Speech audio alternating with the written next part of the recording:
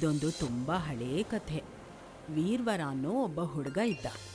ಅವನೊಂದು ದೊಡ್ಡ ಹಡಗಲ್ಲಿ ಕೆಲಸ ಮಾಡ್ತಿದ್ದ. ಅವನು ಸಮುದ್ರದಲ್ಲಿ ಹೋಗುವಾಗ ತುಂಬಾ ಜೋರಾಗಿ ಮಳೆ ಬರುತ್ತೆ. ಆ ಮಳೆಯಿಂದ ಅವನ ಹಡಗು ನಾಶ ಆಗ್ಬಿಡತ್ತೆ. ಎಲ್ಲ ಛಿದ್ರ ಛಿದ್ರ ಆಗ್ಬಿಡತ್ತೆ. ಪ್ರಜ್ಞೆ ತಪ್ಪಿದ್ದ ವೀರ್ವರ ಮಾರನೇ ದಿನ ಎಚ್ಚರ ಆಗ್ತಾನೆ. ಎದ್ದು ನೋಡಿದ್ರೆ ಅಕ್ಕಪಕ್ಕ ಯಾರೂ ಇರೋದಿಲ್ಲ. ನಾನು ಎಲ್ಲಿಗೆ ಬಂದಿದ್ದೀನಿ? ಯಾರಾದ್ರೂ ಇದ್ದೀರಾ? ಯಾರಾದ್ರೂ ಇದ್ದೀರಾ? ಯಾರಾದ್ರೂ ಇದ್ದೀರಾ? ತುಂಬಾ ದೂರ ನಡ್ಕೊಂಡು ಹೋಗ್ತಿರ್ತಾನೆ. ಆಗ ವೀರ್ವರನಿಗೆ ಒಂದು ಊರ್ ಕಾಣಿಸತ್ತೆ. ಜನ ಸಿಕ್ಬಿಟ್ರು.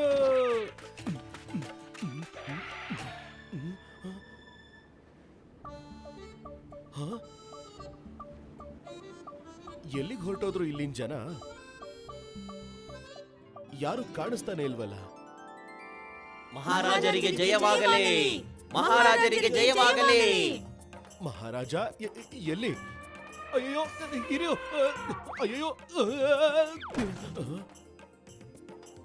ಇಲ್ಲಿ ಏನ್ ನಡೀತಾ ಇದೆ? ನನ್ನನ್ನ ಎಲ್ಲಿ ಕರ್ಕೊಂಡು ಹೋಗ್ತಾ ಇದ್ದೀರಾ? ಈ ಊರು ನೋಡೋದಿಕ್ಕೆ ಎಷ್ಟು ಸುಂದರವಾಗಿದೆಯೋ, ಇಲ್ಲಿನ ನಿಯಮಗಳು ಕೂಡ ಅಷ್ಟೇ ವಿಚಿತ್ರವಾಗಿವೆ. ಇಲ್ಲಿನ ನಿಯಮಗಳ ಪ್ರಕಾರ ಯಾವುದೇ ವ್ಯಕ್ತಿ ದಾರಿ ತಪ್ಪಿ ಈ ಊರಿಗೇನಾದ್ರೂ ಬಂದ್ಬಿಟ್ರೆ ಅವನನ್ನ ಇಲ್ಲಿನ ಹೊಸ ರಾಜನನ್ನಾಗಿ ಮಾಡ್ತಾರೆ. ಮತ್ತೆ ಹಳೆ ರಾಜನನ್ನ ಈ ಊರಿಂದ ಆ ಬೆಟ್ಟ ಇದೆಯಲ್ಲ ಅಲ್ಲಿಗೆ ವನವಾಸಕ್ಕೆ ಕಳಿಸ್ಬಿಡ್ತಾರೆ. ಯಾರು ರಾಜ ಆಗಿದ್ದು ಇಲ್ಲಿನವ್ರ ಸೇವೆ ಮಾಡಿದ್ರೋ ಅವರು ಜೀವನ ಪೂರ್ತಿ ವನವಾಸದಲ್ಲಿ ಇರ್ಬೇಕಾಗತ್ತಾ? ಇದು ನಿಜವಾಗ್ಲೂ ವಿಚಿತ್ರವಾಗಿದೆ. ಅದಿರ್ಲಿ, ಇಲ್ಲಿನ ರಾಜ ಯಾರು ಅಂತ ಹೇಳ್ತೀರಾ? ನಾನೇ. ವೀರ್ವರನಿಗೆ ಈಗ ಅರ್ಥ ಆಯ್ತು ಆ ವ್ಯಕ್ತಿ ಯಾಕೆ ಬೇಜಾರಾಗಿದ್ದ ಅಂತ. ಯಾಕೆಂದ್ರೆ ಆ ರಾಜ ಅರಮನೆಯನ್ನ ಬಿಟ್ಟು ವನವಾಸಕ್ಕೆ ಹೋಗುವಂತ ಸಮಯ ಬಂದಿತ್ತು. ಇದಕ್ಕೆ ರಾಜ ತುಂಬಾ ಬೇಜಾರ್ ಮಾಡ್ಕೊಂಡಿದ್ದ. ಆ ಊರಿನ ನಿಯಮದ ಪ್ರಕಾರ ಆ ಕ್ಷಣದಲ್ಲೇ ವೀರ್ವರ ಆ ಊರಿನ ಮಹಾರಾಜ ಆದ. ಅವನ ಬುದ್ಧಿವಂತಿಕೆಯಿಂದ ಮತ್ತೆ ಅವನ ಗುಣದಿಂದ ಆ ಊರವರೆಲ್ಲ ಅವನ್ನ ತುಂಬಾ ಇಷ್ಟಪಡ್ತಿದ್ರು.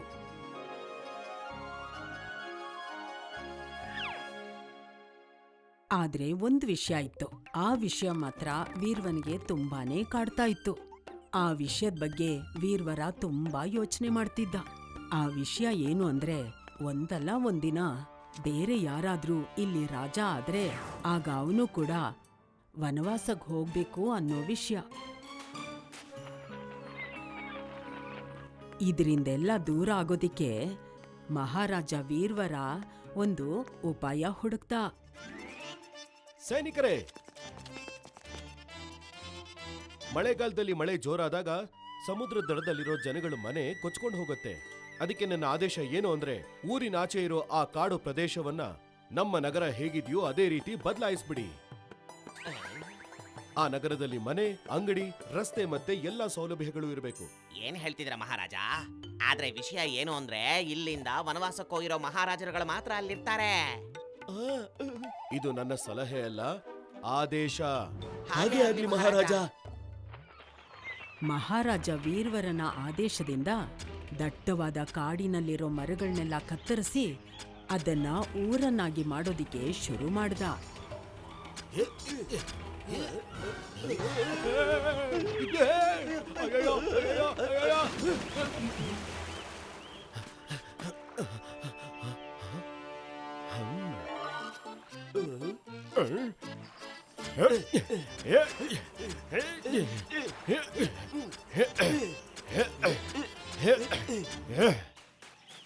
ಈಗ ಕಾಡು ಕಾಡಾಗಿರ್ಲಿಲ್ಲ.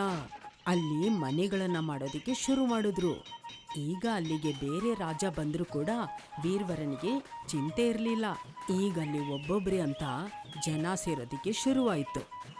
ಹೀಗೆ ಅವನು ಮಾಡಿದ ಯೋಜನೆಯೆಲ್ಲ ಫಲ ಕೊಡ್ತು. ಆಗ ಅವನು ನಿಶ್ಚಿಂತೆಯಿಂದ ರಾಜ್ಯ ನಡೆಸ್ತಿದ್ದ. ಆಗ ಒಂದು ದಿನ, ಮಹಾರಾಜ್ರೆ ಮಹಾರಾಜ್ರೆ ಮಹಾರಾಜ್ರೆ ಬಹಳ ದೂರದಿಂದ ಒಂದು ಹಡಗು ಮುಳುಗಿರೋ ಸುದ್ದಿ ಬಂದಿದೆ ನಮ್ಗೆ. ಜನ ಎಲ್ಲ ಹೆದರ್ಕೊಂಡಿದ್ದಾರೆ.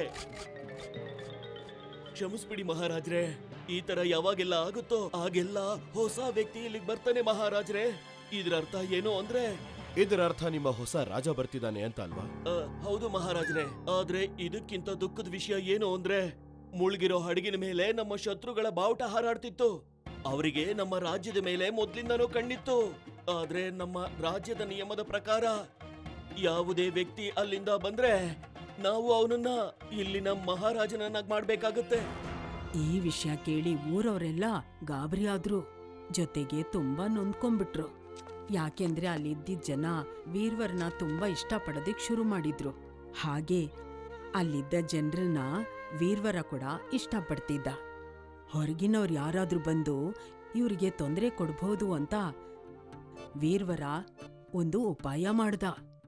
ನೀವು ನಿಮ್ಮ ರಾಜನನ್ನ ಬದಲಾಯಿಸಬೇಕಾಗತ್ತೆ. ನೀವು ಬಯಸಿದ್ರು ಬಯಸದೇ ಇದ್ರು ಸರಿ. ಒಂದ್ ವೇಳೆ ಹೀಗ್ ಮಾಡಿದ್ರೆ ಹೇಗೆ? ನೀವು ಯಾರನ್ನ ಇಷ್ಟ ಪಡ್ತೀರೋ ಅವರನ್ನೇ ನಿಮ್ ರಾಜನನ್ನಾಗಿ ಮಾಡ್ಬಿಡಿ. ಅದೇಗಾಗುತ್ತೆ ಮಹಾರಾಜ್ರೆ. ನಮ್ಮ ನಿಯಮಗಳ ಪ್ರಕಾರ ದಾರಿ ತಪ್ಪಿ ಯಾವ ವ್ಯಕ್ತಿ ಬರ್ತಾನೋ ಅವನೇ ನಮ್ಮ ಮುಂದಿನ ಮಹಾರಾಜ ಆಗ್ಬೇಕಾಗುತ್ತೆ ಅಲ್ವಾ? ಆದ್ರೆ ದಾರಿ ತಪ್ಪಿ ಬಂದಿರೋ ವ್ಯಕ್ತಿ ನಮ್ಮಿಷ್ಟದ ಪ್ರಕಾರ ಹೇಗಾಗ್ತಾನೆ? ಈಗ ರಾಜ ನಾನು. ರಾಜ ನಿಯಮವನ್ನ ಮಾಡಲೂಬಹುದು, ಅದನ್ನ ಬದಲಾಯಿಸಲೂಬಹುದು. ಪ್ರತಿ ಅಪರಿಚಿತ ವ್ಯಕ್ತಿನೂ ಒಳ್ಳೆಯವನಾಗಿರೋದಿಲ್ಲ. ಆದ್ರೆ ನನ್ನ ರಾಜ್ಯವನ್ನ ಒಬ್ಬ ಅಪರಿಚಿತ ಅಥವಾ ಶತ್ರುವಿಗೆ ಕೊಡುವುದು ಬುದ್ಧಿವಂತಿಕೆ ಅಲ್ಲ. ಹೌದೌದು, ಮಹಾರಾಜರು ಹೇಳ್ತಿರೋದು ನಿಜಾನೇ. ಆದ್ರೆ ನಾವಿದ್ರಿಂದ ಏನ್ ಮಾಡೋಕ್ಕಾಗತ್ತೆ ಮಹಾರಾಜ? ನೀವೇನು ಮಾಡ್ಬೇಕಾಗಿಲ್ಲ, ನಾನ್ ಮಾಡ್ತೀನಿ. ಇಲ್ಲಿನ ಪ್ರಜೆಗಳ ಒಳಿತನ್ನ ಯೋಚನೆ ಮಾಡ್ತಾ ನಾನು ಒಂದು ನಿಯಮವನ್ನ ಕಾರ್ಯರೂಪಕ್ಕೆ ತರ್ತಾ ಇದ್ದೀನಿ. ನೀವು ನಿಮ್ಮ ಮಧ್ಯದಲ್ಲೇ ಒಬ್ಬ ರಾಜನನ್ನ ಆಯ್ಕೆ ಮಾಡಿ. ಆದ್ರೆ ನಮ್ಮ ಮಧ್ಯೆ ಇರೋ ಜನಗಳಲ್ಲಿ ರಾಜ ಆಗೋದಕ್ಕೆ ಭೇದ ಭಾವದ ವ್ಯತ್ಯಾಸ ಇದೆ. ಅದಕ್ಕೆ ನಾವು ಬೇರೆ ಜನರನ್ನ ರಾಜರಾಗಿ ಆಯ್ಕೆ ಮಾಡ್ತಿದೀವಿ. ಇದಕ್ಕೂ ಉಪಾಯ ಇದೆ ನನ್ನ ಹತ್ರ. ಒಂದ್ ವೇಳೆ ಆ ರಾಜ ನಿಮ್ಮ ನಂಬಿಕೆಯನ್ನ ಉಳಿಸ್ಕೊಳ್ಳಿಲ್ಲ ಅಂದ್ರೆ ಅಥವಾ ಭೇದ ಭಾವ ಮಾಡಿದ್ರೆ ಆಗ ರಾಜ್ಯದ ಕೆಲವು ಮುಖ್ಯ ಸದಸ್ಯರ ಹತ್ರ ರಾಜನನ್ನ ಅಧಿಕಾರದಿಂದ ಇಳಿಸೋ ಹಕ್ಕು ಕೂಡ ಇರುತ್ತೆ. ಅದ್ಭುತ ಮಹಾರಾಜರೇ, ಅದ್ಭುತ. ನೀವಂತ ಒಳ್ಳೆ ಮಾತನ್ನೇ ಹೇಳಿದ್ರೆ. ನಿಮ್ಮ ಮಾತಿಗೆ ನಮ್ಮೆಲ್ಲರೂ ಒಪ್ಪಿಗೆ ಕೂಡ ಇದೆ. ಆದ್ರೆ ಮಹಾರಾಜ್ರೆ, ವಿಷಯ ಹೇಗಿದೆ ಅಂದ್ರೆ ನೀವೇ ಯಾಕೆ ನಮ್ಮ ರಾಜ್ಯಕ್ಕೆ ಮಹಾರಾಜರಾಗಬಾರ್ದು? ಇಲ್ಲ ಗೆಳೆಯ, ನಾನಿಲ್ಲಿಂದ ವಿದಾಯ ಹೇಳಿ ಹೊರಡೋ ಸಮಯ ಬಂದಾಗಿದೆ. ಈಗ ನೀವು ನಿಮ್ಮ ರಾಜನನ್ನ ಆಯ್ಕೆ ಮಾಡೋ ಸಮಯ. If you like this video, subscribe to our channel Murthy Media.